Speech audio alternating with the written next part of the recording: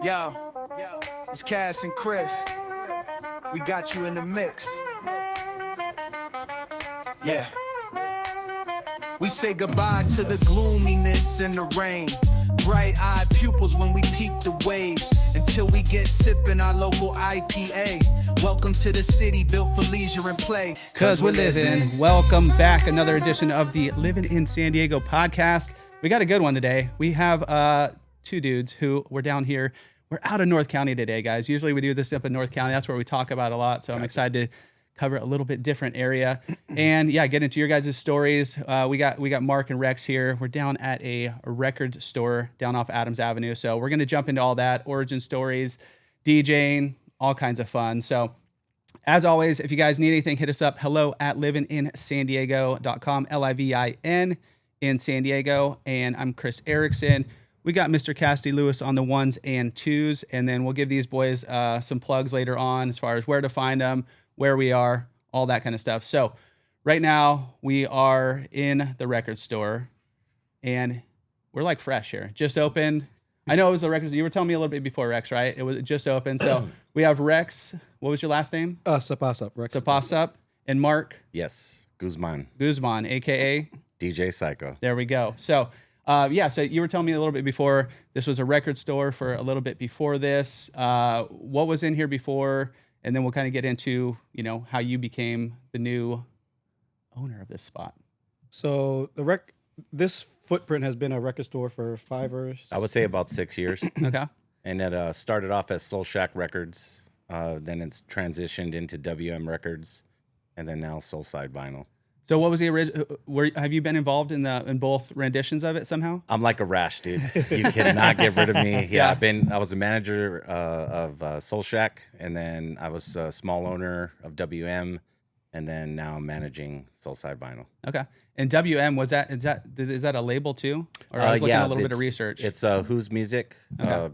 It was a label, but it's also a podcast. Like that guy does pretty much anything. DJ Okay. Who. Shout out to him. Okay. Yeah. Is he a local guy? Yeah. Okay. And what's his Point Loma guy. podcast?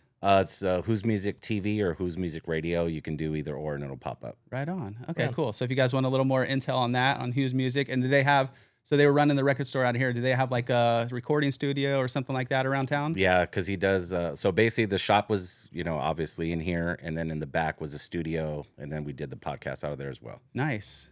Now what's the setup back there now? Now Storage? I'm gonna let Rex actually take over on that one because it's too funny if I start saying. Yeah, so half of it is for us to, price and clean records, and the other half is for my kids. So I put a loft back there, a little couch and sitting area. Their toys are set up because my wife's a photographer, so a lot of her shoots are on the weekends, and when she has to go to the shoots, I have to bring the kids here, so they have a nice place to hang out and sleep and take naps. And Rad. They got a little spot back there. they do. Very nice. And I didn't even mention the name, Soulside Vinyl. That's the new name of this spot, right? Yes, Soulside Vinyl. Where'd that did you use the soul from the first one, or where'd that come from? It was a little bit of homage to Soul Shack, because that's where I actually met Mark for the first time, just not knowing, where our paths would cross again. Yeah. I had come in here with my daughter, bought couple records, and then we had lunch up the street. And I never really hung out in Normal Heights or Adams Avenue before that. I went to Rose's Reggae across the street as well, just hopped in, and then fast forward to meeting him in the shop when I took the meeting with Jose to talk about buying the shop. I was like, I have a good feeling about Mark, just talking music with him. Bought a couple records that day, left, and then I talked to him the second time with Jose for the second meeting for the shop, and I talked to him again for 30, 45 minutes. And by the end of that conversation, I kind of had it in my mind, I'm going to put a bid in for this shop. And I asked him that day, hey, are you willing to stay on? Rad. Because our vision was the same for what a shop should be. A record store should be part of the community, both the cultural community of hip hop and the physical community of Adams Avenue and Normal Heights. So it just, our visions aligned, and he pretty much put the battery in my back to be like, I can do this. Cause I haven't been a business owner, but meeting somebody with, like minds and the energy and the love for the same mission, it was a pretty easy call after meeting him, and he said yes. So I was like, okay, I'm doing it. I'm in. Yeah. I want to get a little bit into the origin story because I read it on your little breakdown on Facebook. So we'll get into that in a sec. But you're from Baltimore, or you're from Maryland out there. You're rocking the Ravens hat right now. Yes, sir. So Yeah. This guy. well, he's this guy over here. He grew up in San Diego, and he's a Giants fan somehow. So I don't know. And a Bills fan. Yeah. So he's I out had of my San moments Diego. with the Bills, dude. Yeah, they're fun. Yeah. They were fun. I'm now Let that me San down Diego 4 Chargers years in a left, row. dude. I'm adopting the Bills as well. So if Cassidy will have me in the mafia, Yeah, but, I will. Well, you guys will hate me. I'm a Raider fan. So. oh man, It's not. I don't- I'm originally from LA, so that's Okay. the team I used to go see. Dodgers then too. No. No, See, we don't no hate Dodger Not- fan. No. I mean, Wow. I'm a fan of them, but I'm more of an Angel fan. Okay. Oh, right. Okay. See, I like you. See, then. I like you too. you go. And Thank actually, it's funny. As soon as the Chargers left, my hatred for the Raiders kind of stopped. Nice. So like, I don't like care as much. And I also like when the Chargers were really good, the Broncos were more the rival, just because the Broncos were good and the Raiders weren't that great. Dude, they still aren't. So- Like, no, I know, Like, I know, it doesn't I'm a change. fan, Yeah. dude, but I'm not like those crazy fans who are like, this year we're going to the Super Bowl. Yeah. Like, no, I'm like, as long as we have more wins than the last season, I'm cool with that. Good Like, to go. please. Have you made it out to a game in Vegas yet? No, At the new stadium? I It looks cool. It looks super cool from Yeah. at least from the outside. Yeah, that's yeah, I've only that's all driven I've by, seen. so Yeah. Yeah. it'd be fun to get Well, out there to go it's check going to out a be game. Bills Raiders this year in Vegas. So yeah? Are that's you going? Oh, for sure, I'm going. Oh, Got an rad. extra Yeah, ticket? yeah. I might go. That's right. No tickets yet, but I'm definitely going. It looks rad. All right, Rex. So you grew up out there for a bit. You came out here for the military. Kind of how'd you make your way out to San Diego? Were you just first station out here, and then we'll get into like actually how this record store came out, because that's a funny story too. Oh, it's the best. Yeah, I love So it. I was born in Baltimore, raised about 30 minutes north in a city called Edgewood. And then around when I was 20, it wasn't working out. I tried to go to college, University of Maryland, College Park for a year, and it just wasn't working out for me. So kind of on a whim, I just asked my father, hey, can I move with my uncle in Stockton? And he was like, is there any reason why? I was like, it's just not working out for me here. Yeah. Let me just try something new. I just need to get away. And so, within a 2-week period, I was packed up and gone and in Stockton. So I went to college there for about a year and a half at Delta College, lived with my uncle. It was a great experience. We were the only part of the family that lived on the East Coast. So most of my family was here in San Diego and Stockton in the Bay Area. So it was just a great experience meeting them and, meeting all my cousins and my uncles and being around them day in and day out.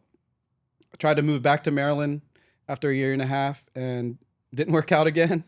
And that's when I asked my mom, I was like, hey, let's move with another uncle. Let's try this out again. And this time it was in San Diego. My uncle was recently retired from the Navy, and I moved in with them in San Diego around 2003. And I joined the military shortly after in 2004. It was one of those things where just being around him and seeing how squared away he was. He didn't want me to join the military at all. I worked with him at the convention center for about 6 months. And he was like, just go back to school. Just go back to school. You can work here while you're going to school. You don't have to join the Navy. And of course, me being who I am, joined the military about 3 months later, and been in San Diego pretty much ever since, outside of being in Japan for 3 years, 2016 to 2019. Okay. And that's actually where I started record collecting. Okay. Oh, run. They have a good record culture out there. It is. It's just, it's unbelievable. It's Yeah. how they take care of their records. So you'll find a, 30, 40-year-old record, and it would look like it never even been touched. Yeah. So, and they just have a different appreciation for different music. So, a lot of jazz, funk, soul records out there are plentiful, and that's what they liked with American music. And then after World War II, they had the Kisa bars that popped up everywhere. Mm-hmm. There's pretty much cafes that serve tea, coffee, sometimes wine and beer and things like that. But they used to spin jazz records all day, and they just popped up everywhere around Japan. So I think that also influenced the record collecting vibe over there. Yeah. But a lot of them closed down a few years, when music went to digital. But they're still around. There are 3 or 4 of them where we lived that we love to go to. We just go there and with the friends and just play cards. We would just sit there and play spades for dude, hours. That's rad. Drink a couple beers, and sounds they good. bring out little peanut snacks and stuff. And they have a big binder of all the records, like thousands of records that they had. You just pick a record, and all night long we would just sit there and play. And it was just a cool vibe to be in a culture that really embraced music. Yeah. like That's that. rad. Is there anything like that out here that you've seen? There are. I mean, Yeah. Sound by the Sea is one that Yeah. we're collaborating with the Kubert show. upcoming They're up in show. Oceanside. Oceanside. Okay. Part-time Lover. That's the big one. Yeah. Kika Room. Yeah, there's Namande, or I can't even think if that's how you was. Yeah, Nomade down the street. But there's actually a lot here now. They're starting to pop up. Yeah. A lot of cafes or Oh yeah, Friends of Friends, Tender Hooligans. Yeah, there's a bunch, man. restaurants that embrace like the listening culture That's that cool. have the Japan listening room vibe to it. I dig it. Yeah. A few beers, playing some spades. It sounds like a good time. Do that every day. Where'd you first move when you came out to San Diego? Where were you living? So my uncle had a place in UTC in the La Jolla area. Okay. So I lived with him. Oh, so you had rough times. Yeah, it was rough. It's funny because at that time I was trying to, thinking about joining the Navy, and every morning I'd wake up and everybody runs out there. I'm like, what? You can tell I'm not from La Jolla. What's going on? I'm where they Okay. sleep all day. But yeah, so it was a fun time meeting people here in San Diego in that area. And then you did your 20-year stint in the Navy. Yeah, so mostly here outside that Japan, but yeah, 20 years. My first ship was here in San Diego, USS Dubuque. And went on a couple deployments then. I changed my job. I was a machinist mate at first, and then I cross-rated to become an electronics technician after that. But yeah, most of the ships were based out of here. Spent a good bit of time in Alabama, in Mobile, for the building of 2 of the ships I was on. And that was also very interesting, being in the South with a great music culture as well, a live music culture, because Mobile is a small town, but it was very, very music-minded. A lot of bars and restaurants on the weekends would have, live bands, and we would always go in and watch them. And then I actually took one of my favorite trips. I took a music trip. So I did New Orleans, and then I went up to Mississippi, where B.B. King was laid to rest. And I think it's Indianola, Mississippi. I think it's this town. Went up to the Crossroads. They had a little town up there with like a museum.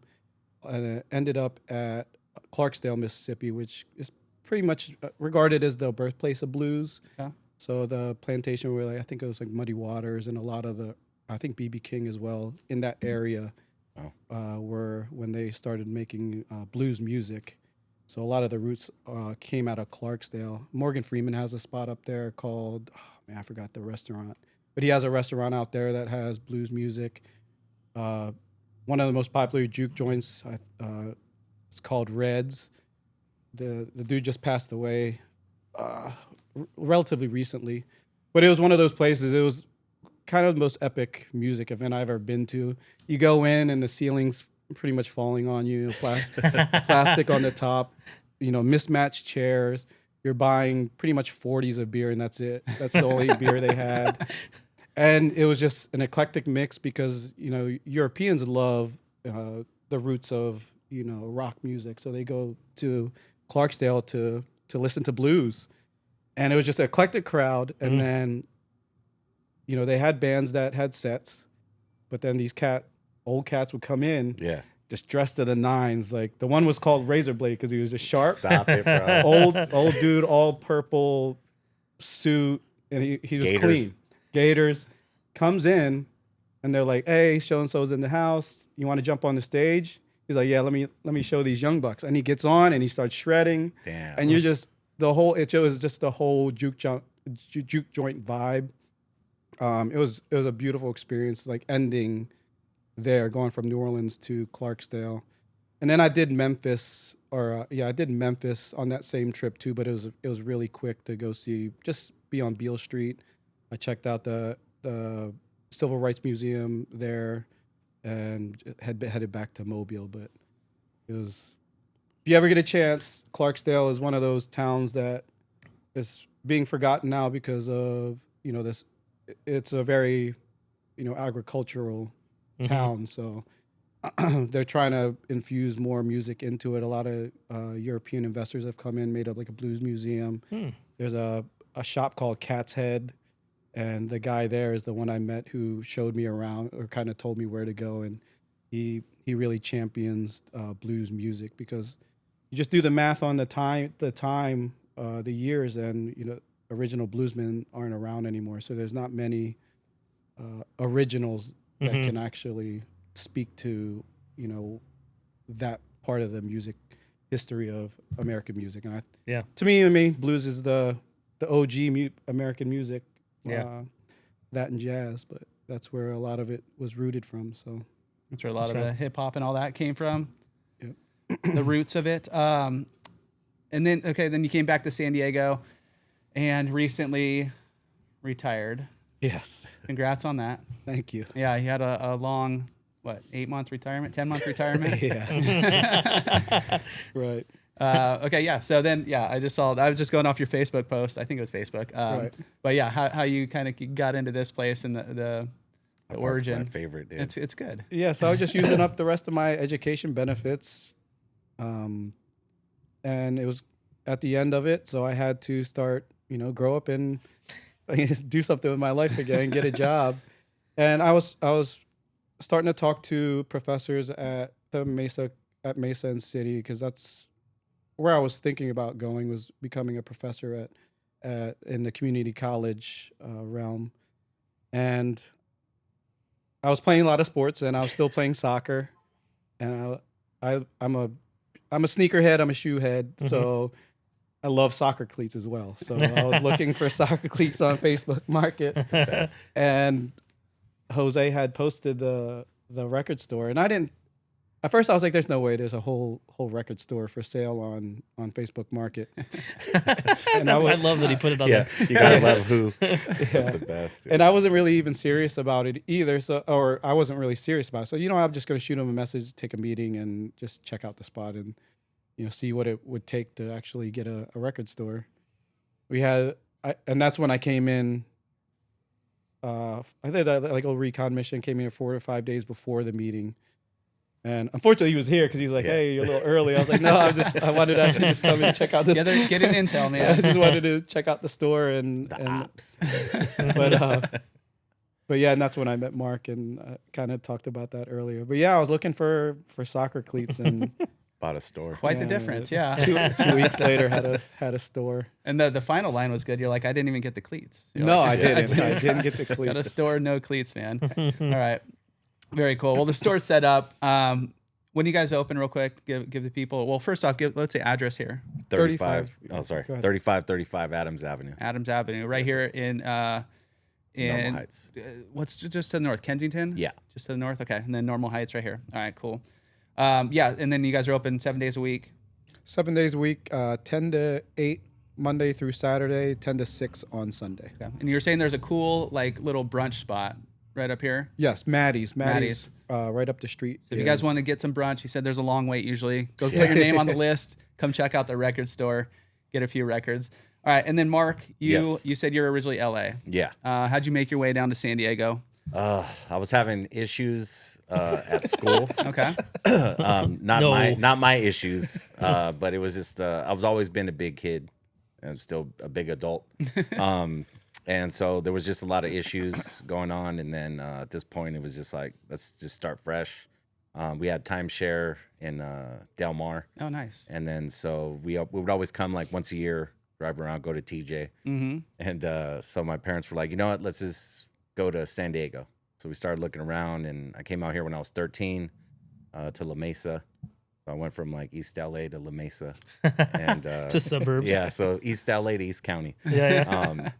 And went to La Mesa Middle School, and everything the vibe was so different. Yeah. you know, so I enjoyed being out here.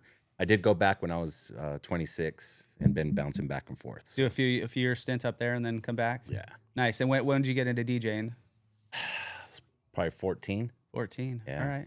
And how'd that come about? Because I used to DJ back in the day, like Nice. for, I don't know, it was like 10 years. I was probably like 15 or 16, somewhere in there, Yeah. you know, getting all the gear, getting my techniques, all that kind of fun stuff. And then back then the internet wasn't really around. So I was for like, sure. how do I figure this out? So I was just sitting with like, I think one of the first vinyls I got, just like it was the kind of the DJ ones where you got the instrumental, you got the acapella, you know, all that Yeah, kind of the stuff. And it was 12-inch, like, it was ludicrous little area codes. And so I was like, throw it on, like Nice. trying to, you know, match the beats on the same song. And it was just very difficult. So I was just sitting in my room. I just remember trying to figure it all out. And I mean, that's kind of how you had to do it. Yeah, There, so- there wasn't much going around. My thing, like what got me into DJing is shout out to my dad, dude, because he's one of the coolest dads, I would say.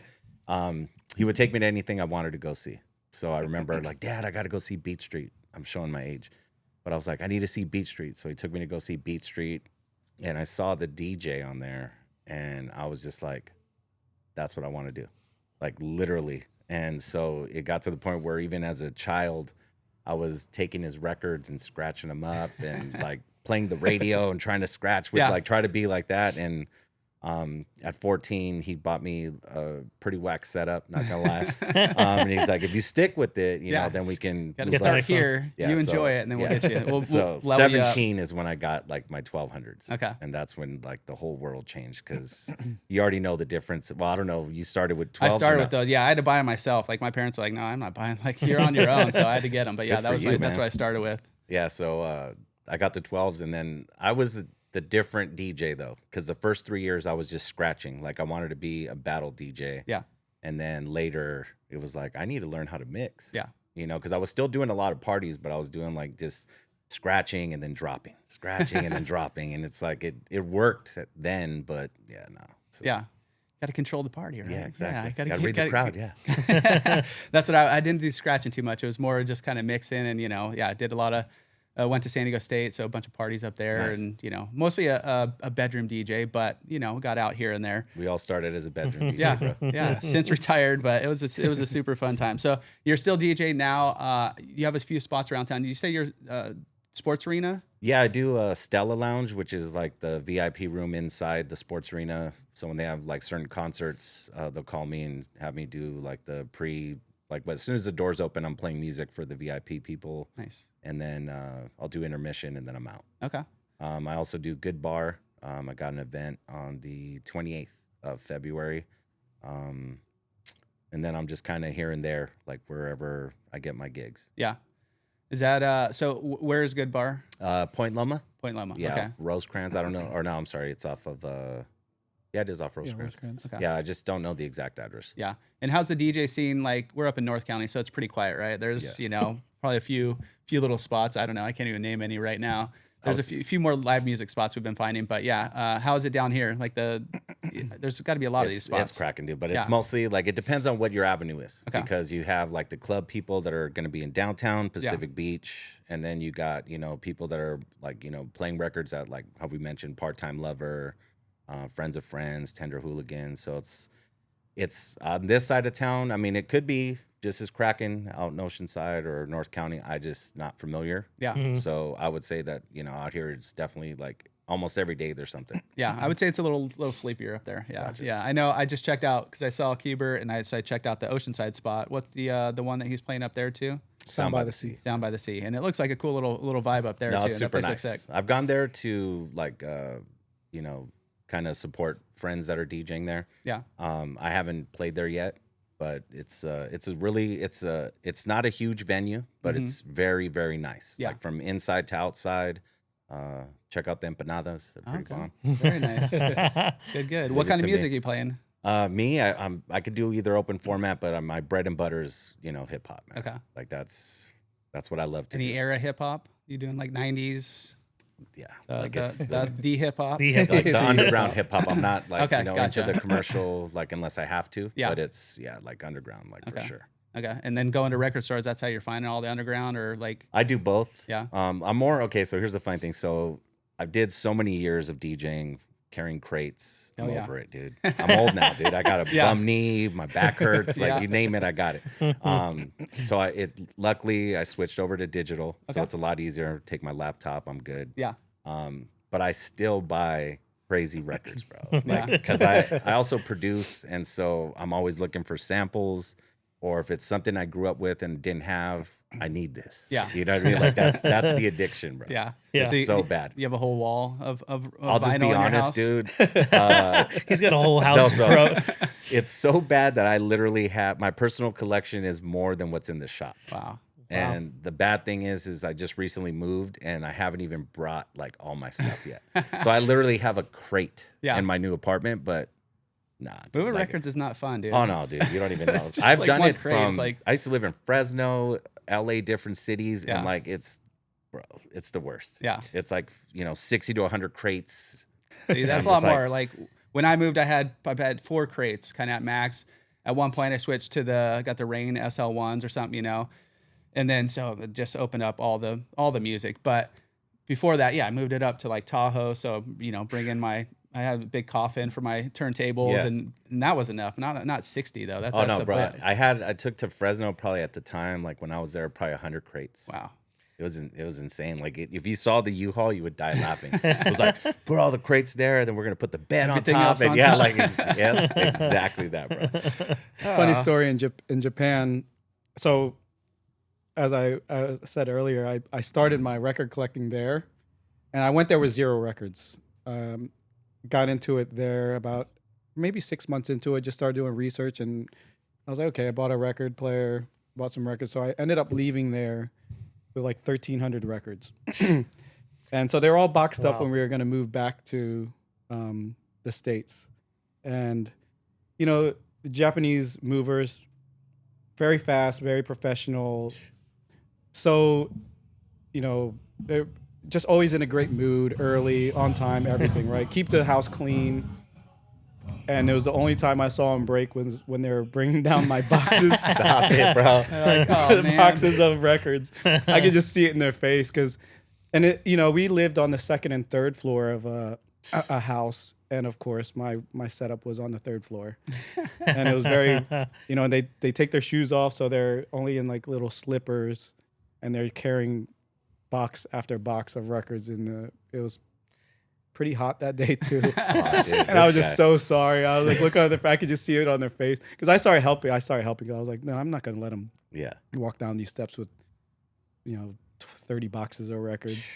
But yeah, I could just see it in their face, like, I They're don't like, like "Thanks, this. I don't this like is- this guy Yeah. anymore. Last time we moved this guy. Yeah, exactly. No more records. Do you have a huge collection then too? I mean, you got the store here, but at home as well. No, so Yes. cold turkey. I took my record player, my whole audio setup is here in the Nice. back room now, Okay.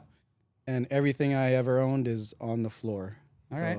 crazy. I didn't want to just tempt myself. I'm buying a lot of records Yeah. and seeing a lot of records, and then being business partners with a DJ, I learn about music every single day and have to Spotify something new every day and then I want to buy it for the store. So at least now I'm buying it for the store and not for my collection, because it would have gotten pretty bad. Just the records I've seen for this past month that he's put me onto, and just customers have put me onto, and just researching new music and genres. Yeah, the house would have been overrun with records, especially because it's all at my fingertips, literally at my Now fingertips. you have a big now. spot to put all your Right. records. So So but now it's then- just the joy of grabbing a record or something that we think a fan would like when they look through the bins, like, oh wow. But in all fairness, he like on the opposite side of the spectrum, he brought all his personal, and there was a record that I saw that I was like, dude, I had this like CD when I was probably like 17 or something, right? Yeah. And I was like, okay, I'm gonna be nice and I'm gonna leave it for the customers, but if they don't buy it in a month, It's mine. I get it. You hide And it so- behind the bin in the Yeah, wrong. no, the wrong yeah, exactly.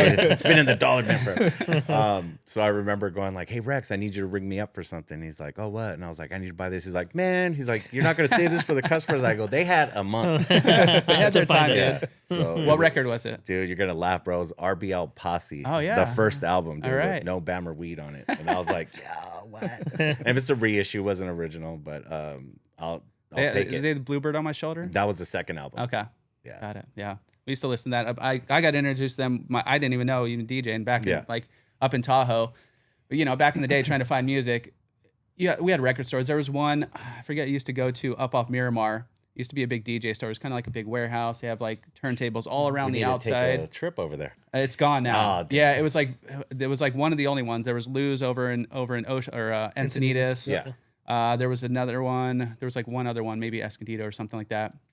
But there was basically none anywhere. So are you talking about CSL? Yeah, CSL. That's what it was. I used to work there. Actually. Okay, That's funny. Nice. Yeah, That's why I don't know if it started was thinking, even. It was like a DJ store, right? Yeah. Like from what I remember, rentals, repair. Yeah, and they had like bro. not a ton of records, but they had a good selection of records. Yeah. Yeah, I It just got remember- big though when Sean took over because it was I can't remember.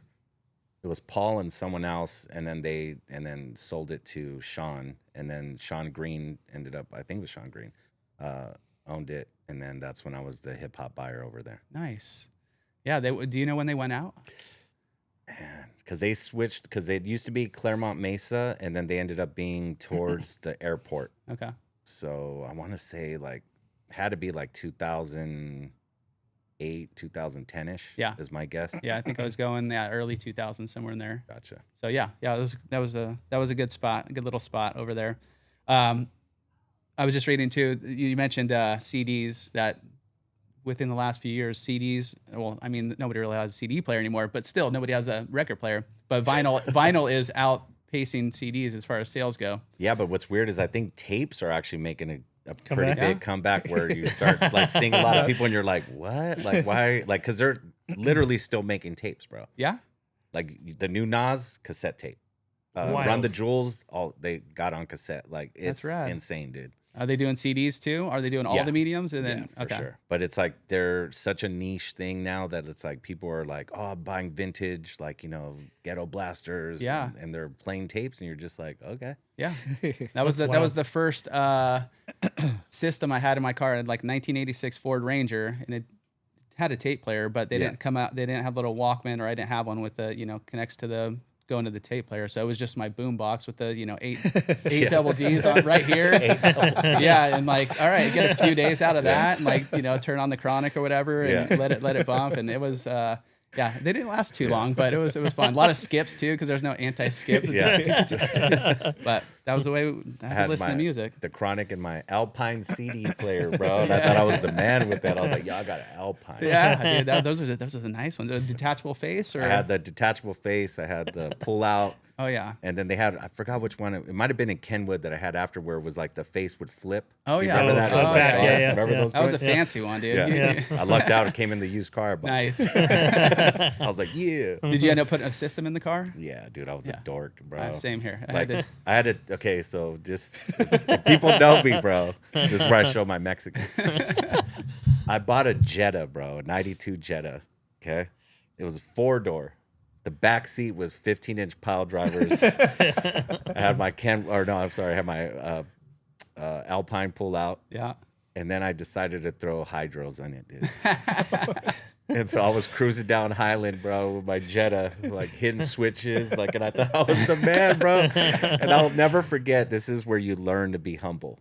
I remember cruising by like some spot, and I'm like, bam, hitting the switches, and my pump blows. It's like, and all this oil is like shooting out the back of my trunk. And I'm like, I didn't have like the ground up front, dude. So I was like getting out of my car like an idiot, like running to the back to like take the ground out. So it was hilarious, bro. I didn't do that after that. That's the end of it. Yeah. Yeah, systems they get expensive. I remember even after that truck, after I got some little speakers, I don't know, little 8-inch subs that fit behind the seat. Yeah. Then I got a 90 Ranger, moved them over there. They got stolen in PB. And then whatever, kept going through cars, ended up getting like a 67 Continental. And then Nice. those trunks were so big. I got 12s in there, but built that all out. I think I spent $4,000 on the car. I think I spent about $4,000 building out the system. Like it was just like it was sick. It was too much system. They didn't put in a battery, so like you bump it like on my way to work, and then it wouldn't start after because it would kill the system killed the battery. So I was like, oh, it was a good Was car it though. like the license plate frame like rattling like crazy? Everything, or dude. Everything. That's Yeah. the best, yeah. dude. Yeah. It would rain. There would be drips coming in. It was just, it was a rad car. I like that one. But the system was sick. Okay. So we're in Normal Heights. You guys don't live around here. You're I'm in East County. East man. County.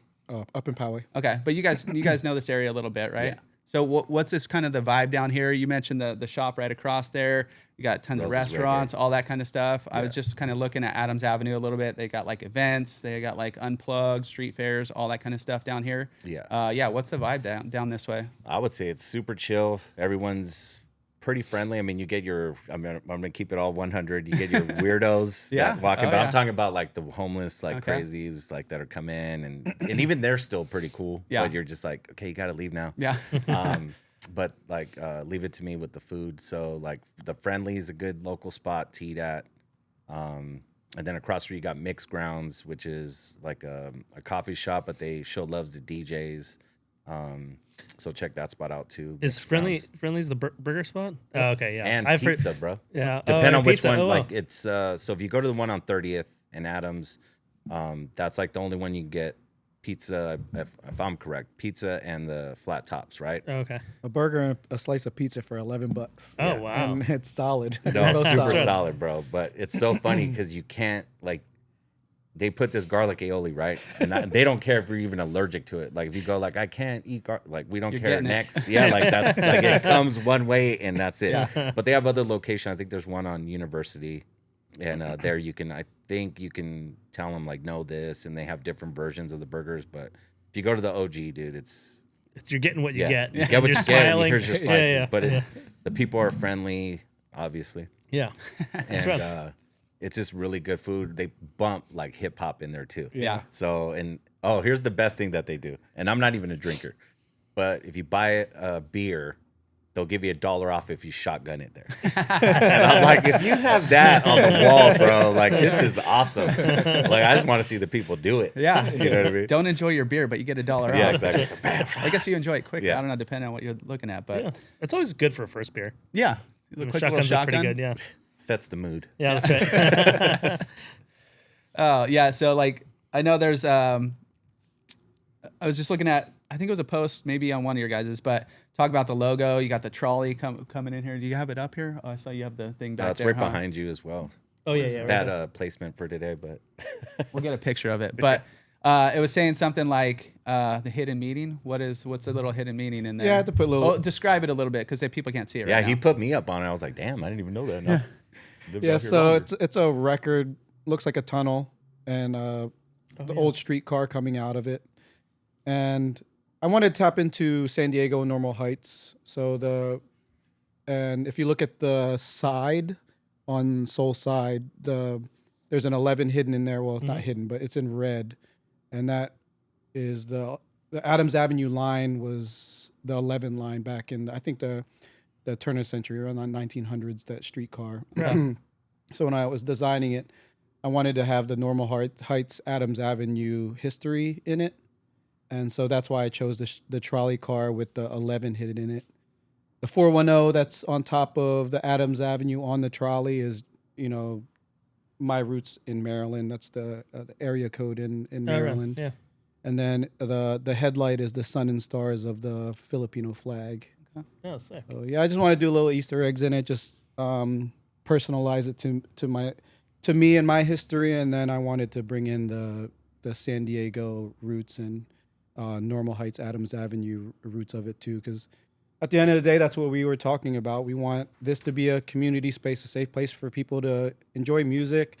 I think the best part of having a record store is just hearing the stories of customers, even when they just come in, and half the time I enjoy it when they're not buying anything because they're just coming in to just stop and talk and tell stories. Yeah, that's the fun of it. And we're trying to reach out to the community. We're doing more live events. Eventually do game nights in here and things like that, and just have an alternative to the bars and the drinking scene of having something clean, fun. You still have some fun. We were thinking about doing a GoldenEye tournament, that'd be slapping fun. a couple ROMs on the TVs and having like an old school GoldenEye tournament or something like that. But just unique, different somebody approached us if they can do a D&D night, and I was like, yes, we can even set the mood if you let us like actually, do the soundtrack to your game Yeah, night that would be too. sick. Like, Yeah, you get just hilarious. little different- D&D with the soundtrack. That'd be rad. outside the box. At the end of the day, we just want people to come in. The laundromat next door, Yeah. folks will pop in. Pet shop. We're just waiting for our laundry. It's like, if you want to use the TVs, we'll change the channel for you. Just come in, use the internet. We have plug in your computer if you need to do homework or whatever. But we just want it to be a chill spot that people feel safe and listen to some good music. Yeah. Yeah, and don't get it twisted. Like, yes, we are hip hop. Yeah, but we accept live bands. Right. If you want to come in and play the kazoo, I don't even care. Like whatever it is, bro. Recorder. Like yeah, Kazoos are hot I play right the now. mean spoons, bro. Yeah. So it's like everyone in the community, San Diego, North County, it doesn't matter. Come in. Shit, if you're from TJ, come in. Sorry for that. No, you're good. You're good. You can say it on TV now. That's right. I know. But yeah, You're I mean, safe. come through. I mean, honestly, I feel like Rex, is a good guy. From the shop, outside the shop, and he's welcoming everyone, and I'm the same way. So, if you want to come in and it's music orientated or something that's close to it, by all means. Yeah. Ren.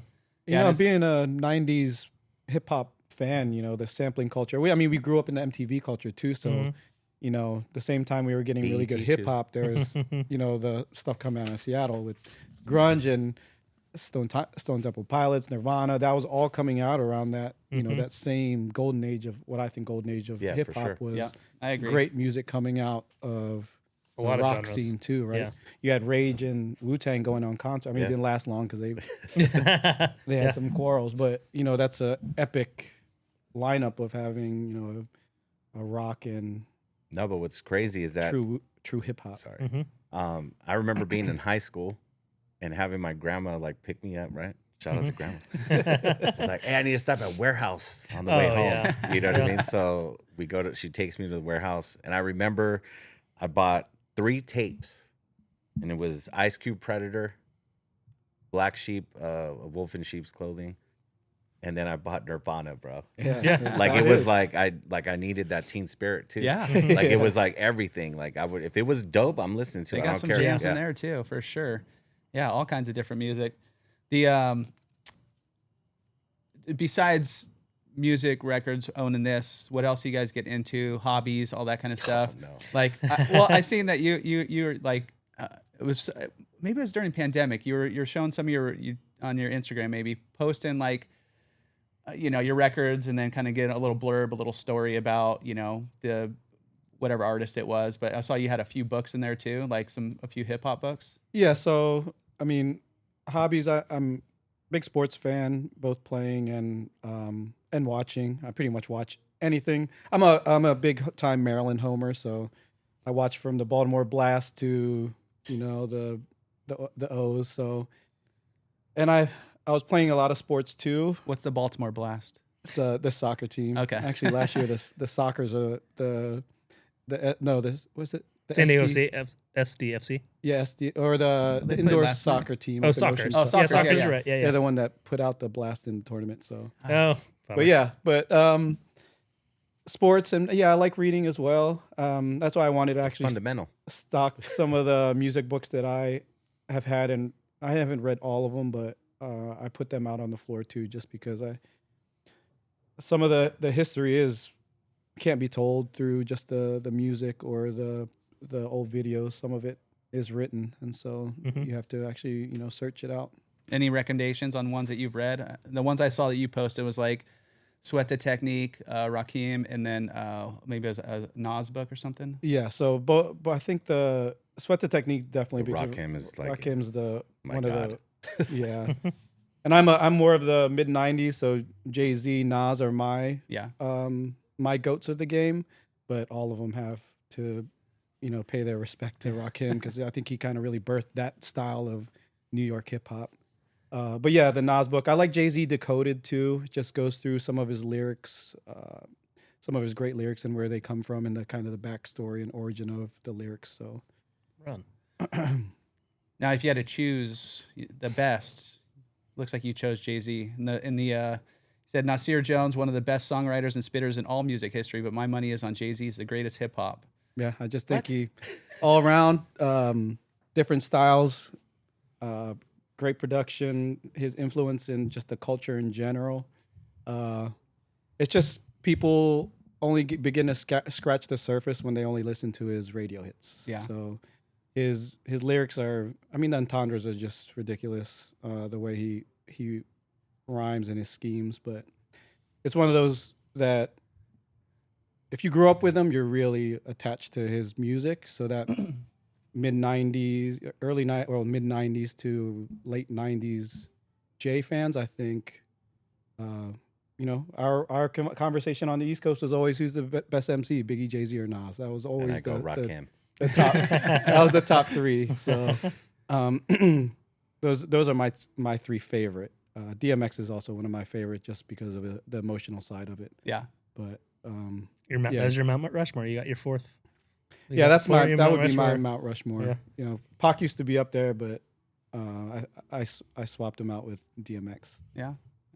So What's your Mount Rushmore then? We're talking Mount Rushmores. I would Rakim? say Rakim for sure, Big Daddy Kane, KRS, and I'm trying to think because it's so hard to get a fourth one for me.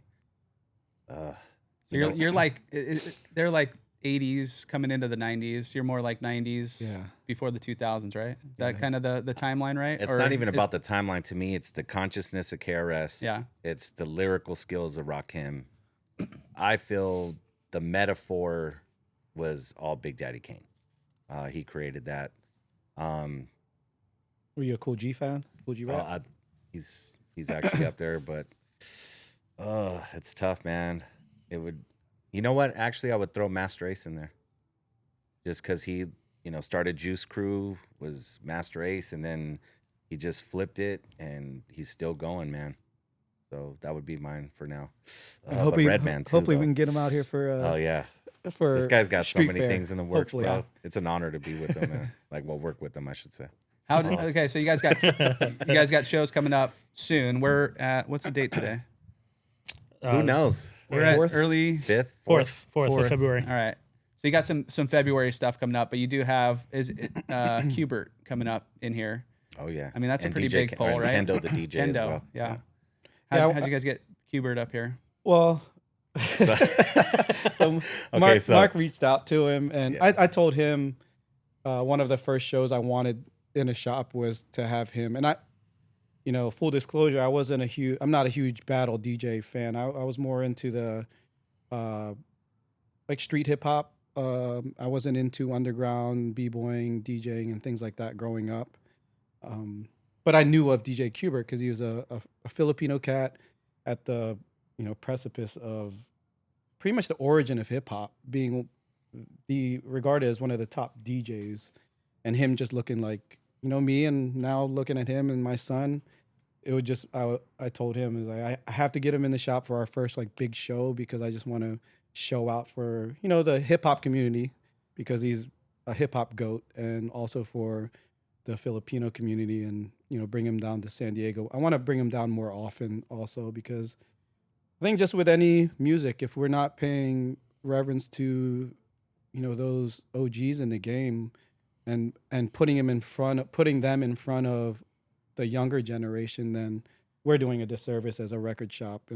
I think that's one of our missions is to whatever music it is too, to put people in front of that so that wherever they are in their musical journey, hopefully they can find a spark of it or something that creates more curiosity within our bins or, on the stage or a DJ spinning. But yeah, that was our mindset to get Qbert down here. Yeah. So as soon as he said it, dude, it was just like, You shot a text fortunately, to him. yeah, just texted him, was like, hey, would you be willing to come out and do something? And he replied like, yeah, let's go. That's rad. That's awesome. He's been in it for a while. I remember seeing him yeah. or knew about him back in the day, and then that the DJ Doug Prey film, what's it called? Scratch came out. Oh, I don't yeah. know, like early 2000s, and Oh, he yeah. had a good part in that. Just kind of telling the history of DJing all the way through, and yeah, he was his whole San Francisco part was pretty sick. So Dude, he's just amazing, bro. Like, I mean, because it was him, Apollo, and Mixmaster Mike, like doing like FM 20 even before, and then Rocksteady DJs to turn into the Invisible Scratch Pickles. But I remember, once again, my pops. It was for my 16th birthday, and I was like, I need to go to the spot in LA, and we went and got some clothes, and then I saw like this DMC battle. Yeah. And I was like, what? They got battles on VHS? And so I remember getting it, and this is so early that Qbert came in third on that one. Oh, really? Yeah. And so this guy, DJ Dave, I believe out of Germany, won. But DJ Dave was the first guy to win back-to-back DMC titles. And but when I saw Qbert, I was just like, yo, that dude's on a total different freaking level, bro. And then just to go to the point where he won so many times, he can't even compete anymore. Yeah, they won't You're let done, him. dude. Yeah, like you can exhibition, but like you can't just kill everybody. yeah, you're gone. The GOAT. Bye. Do they still have DMC going on? Yeah. All that kind of stuff? Yeah, so I guess cool. DJ Rena, if I'm saying that right, won last year. If I was on the judges table, I would I would say K-Swiss kind of got him, but that's just my opinion. No disrespect to Rena, but I'm just keeping it 100. Yeah. Very nice. But with the GOATs in the game too, like I was telling him, I would like, DJ Syko's name to start ringing out again, because there's a lot of just, I'm learning every day about the San Diego hip hop scene. And that's what also drives me too, is putting them in front of, the younger San Diego kids growing up in the hip hop community need to know their OGs as well. Mm-hmm. The mural it's for my kids' names, Ella Simone and Miles Davis, but his close friend, Sharky, was the one who painted it, but he was in a sick graffiti crew back in the day. And, and everybody's growing up now and, has their professional jobs, but they still do great stuff through the hip hop community and culture, and just having that, on the wall kind of reminds me every day, why we're doing it. A lot of it is the culture, and we like Mark was saying, we are a hip hop rooted store, but that spreads to other genres of music and art. Sure. People come in and say, hey, we like the mural, and we're trying to work on with other artists, not strictly graph artists or writers that would want to, bless our walls with their artwork as well. You got a nice clean canvas up there. Right. Oh, yeah. So I never got a tattoo, but This is your everybody new tattoo. says that once you get one, you want to get a bunch. So I got my first mural, and now every time I look at the walls, I'm like, there could be so much. Something. There could be It was so much more bad, on the bro. wall. At the beginning, he's like, okay, Yeah, I have a vision and I want this and that. And I'm like, dude, we just got our first one. Like, let's chill first. It's then. funny it you dry. said the Mount Rushmore too, because I was gonna do east side of the wall was gonna be my, my vision, and then the west side would be his, and it was gonna be a little battle. Of, Yeah. And then I would start to fight. I'm like, no, man, like all my favorites are from the east. Like, what are you doing? But eventually we're gonna ask more artists to come in here and bless the walls, because it was just an awesome process to watch him, in a day and a half. That's right. Oh wow, yeah, Like, that's rad. Yeah, he started it, and then I thought it was gonna be a couple of days, and at the end of the first day, Mark sends me a picture. I'm like, no way. There's no way that he was like, yeah, I just got to come tomorrow and do the touch ups. I was like, I can't even crazy. rap. I could hardly write my name right. So it was such a beautiful thing to see, in action. That's rad. Sharky's super Ridiculous. talented, man. Shout out to Sharky. Yeah, Sharky. Very cool. Is it true there's no country music in this? I would, well, So not a country section, not a country section. There but I'm is- sure there's some in the dollar bin. Yeah. Yeah. So Wow. and it's not a hate on country or classical music. It's just one of those. It's too. We want to be heavily curated, and Yeah. I don't want to add more bins. So Yeah. we have limited bins in the shop, but it's purposely because we want to be smarter on what we stock, and we want, even the rock section. If you go to the rock section, I want you to thumb through and be like, okay, these guys know some music. Yeah. Same with hip hop, and I pride myself on the world section because of the records from Japan. But Yeah, I just didn't want it. I wanted it to be a different feel. I didn't want it to be like I love going to a Digger's Den where it's just, ceiling to or floor to ceiling records. It's just sometimes it's a little too intense for me. And I just can't fit in there. Yeah. And so I wanted just a different feel of the layout. And it's Jose, whose music, they set up the space with the movable bins too. And I love the idea of being able to move everything around and have anything from a live hip hop show to, I'm talking about doing free salsa classes too and things like that. So we can move stuff around and have so much room for activities. We can do karate. So not line dancing, but salsa. For sure. Shout out to DJ Sweet Chuck, who was the original owner of Soul Shack, and even Mike and Rob, who were the owners previous to that. Yeah. And we're trying to keep. I have they had a signing board that whose music had, and I'm keeping that in the back. And then people have been wanting me to change the yellow record sign on the front of the front storefront, and I'm the holdout. I don't want to do it because that's the last thing of Soul Shack to see the storefront, and the last thing I think in the store that has anything from Soul Shack outside of maybe some records, but visually that you can really see and recognize. So shout out to Chuck and them laying the groundwork for this shop. It's always been like a hip hop rooted shop. So and Jose and Blue of WM. And Jose and Blue from WM. So I want to just pay respect to them and hopefully just build on what they had already built. And back in the day, this was Trade Routes, I believe. Gotcha. So even see, when I knew Trade Routes, that was off of Rosecrans, but that's probably late. I don't even I don't know the history like that. But so Elliot, the OG, who really is Trade Routes, the big in the reggae scene. What Rose was telling me is that this shop, after he sold the Trade Routes brand, came here. So I think the music roots in this storefront has been even deeper than Chuck and Mike from Soul Shack. Right. But I mean, Adams Avenue is a music and arts, avenue, and you mentioned Unplugged and the Street Fair. They're really they do a good job of curating a good music and arts vibe here.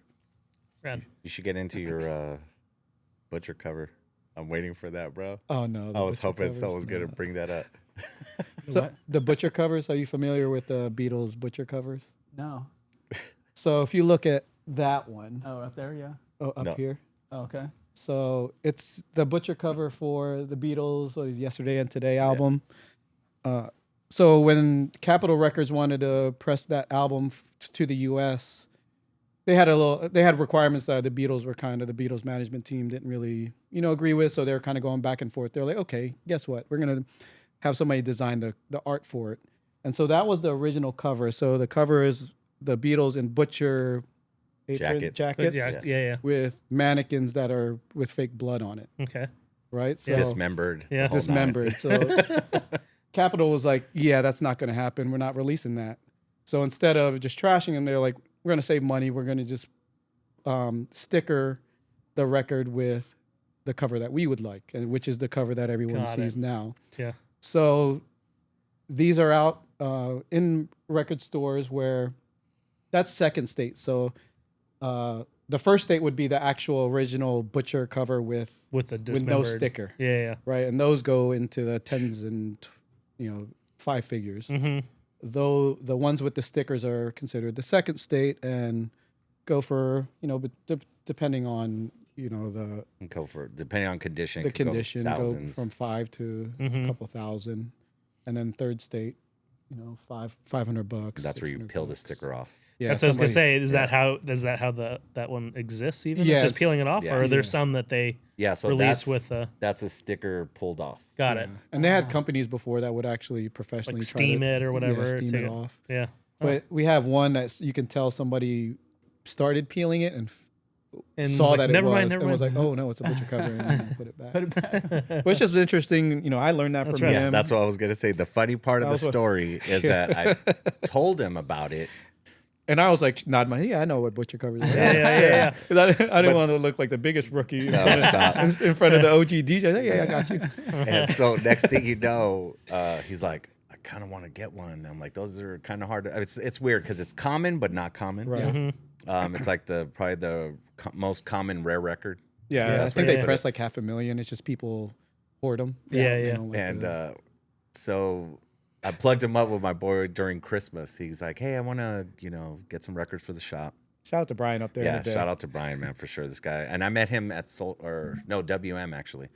And so he's going up to the Bay Area for Christmas, right? Christmas, yeah. And then so I go, hey, I could plug you up with this guy. He's got crazy records. So he goes out there and then he's like, calls me. He's like, hey, man, I just bought a box off Brian. He's like, I ended up buying 2 butcher covers. And I was like, no way, dude, right? I created a monster because the next day Now he there's calls sort- me and he goes, I just came from Amoeba. I bought 2 more butcher covers. And I was like, what are you doing? That's insane. I think it was Amoeba in Berkeley. Yeah. And, I saw him. I was like, I'm doing it. Because, Brian had hooked us up with a great box. And I was like, you know what? We have to kind of flex a little bit on our first week. And it was just one of those origin stories, too, of, one of the first times I was, Mark has blown my mind with the music thing. Taught me something where I was just like, what the heck? And it was awesome to be able to find them and just put them in the store. And they'll probably sit on the walls for a while until some Beatles maniac comes in. Yeah, I'll drop that money on it. Yeah. Someone like me. But that was so awesome. That's dude. I was rad. like, That's rad. I created a monster. I imagine you'll do it again. Yeah. Yeah, because the next dude was David McCullum.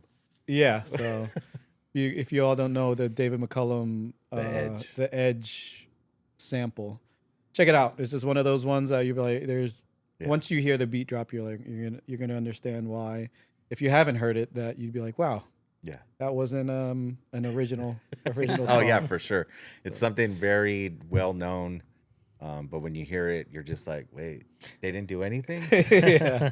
David McCullum, The Edge. Brad, we'll look at that. Writing it down. And that was actually the name of.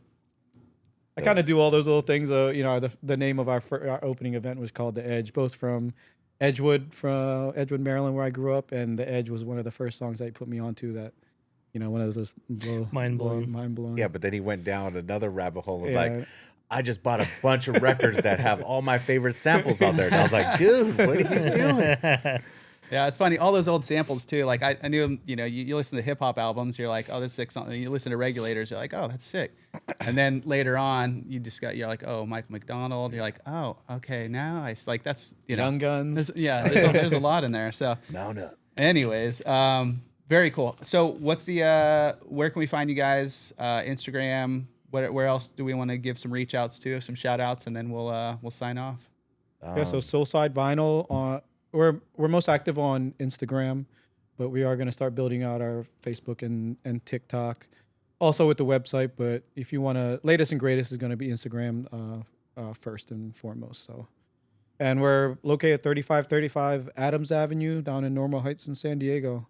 Come by, have a conversation about music. We're having a bunch of events coming up. We have a DJ showcase tonight, actually. This weekend, the 7th, Saturday the 7th is Dilla Day for. We'll have a couple DJs in here. We'll have some Dilla stuff that we're going to be releasing as well. Yeah, shout out to Fresh Mart and Jabba One. And then Sunday we're going to have a Spin. So we're going to have a tea pop-up and a cookie pop-up and spin some music cookies. as well. Yeah. And then 15th and 16th, we'll have the legend DJ Qbert both here in store, the 15th and the 16th up in Oceanside, Sound by the Sea. Brad. Right on. Yeah, then just so everyone knows, I spell my name different than the proper spelling. That's old school hip hop, if you will. So it's DJ SYKO 619 at I was gonna give my email. DJ Let's get your phone number too. Yeah, exactly. Here's my social. DJ SYKO 619 on Instagram. Okay, right. You can find me there. You'll see a Kobe 8 jersey right there. Rest in Nice. peace, Kobe. Yeah. And shout out to everyone that comes in the shop, all our regulars. My boy Hectic. Trying to think, man, I'm probably missing out on a lot of people, so I'm just gonna. Optic, Yeah. Flash for helping Will, us with the Debbie, AV. Yeah, all the staff, man, pretty much. Like, I'm sorry I forgot that. And all the Adams Avenue, love that we've been getting, reposts from other storefronts. Rose being from Rose Reggae has been pretty much my mentor of just, running a shop. And she's an OG here in the, She's a real the one for community. sure. And she's been like, just schooling me to the game of, retail and, just, life in general when you get to be able to be in front of some awesome people. And thank you all for, giving us the opportunity. It's just, I was kind of, Yeah. I didn't want to do it just because I don't like the sound of my voice either. So See, the good thing is you don't have to listen. right. Everybody else is going to listen. Yeah. There you go. But thank you for giving us this Yeah, opportunity. appreciate you of sharing the course, guys. stories. Thank This is you. awesome. I'm glad you guys are here. Love a new record shop, and yeah, excited to share this with everybody and get some folks in here checking it out. So Thank you. Appreciate you. Thank all you, right, guys. rock All right, and roll. guys.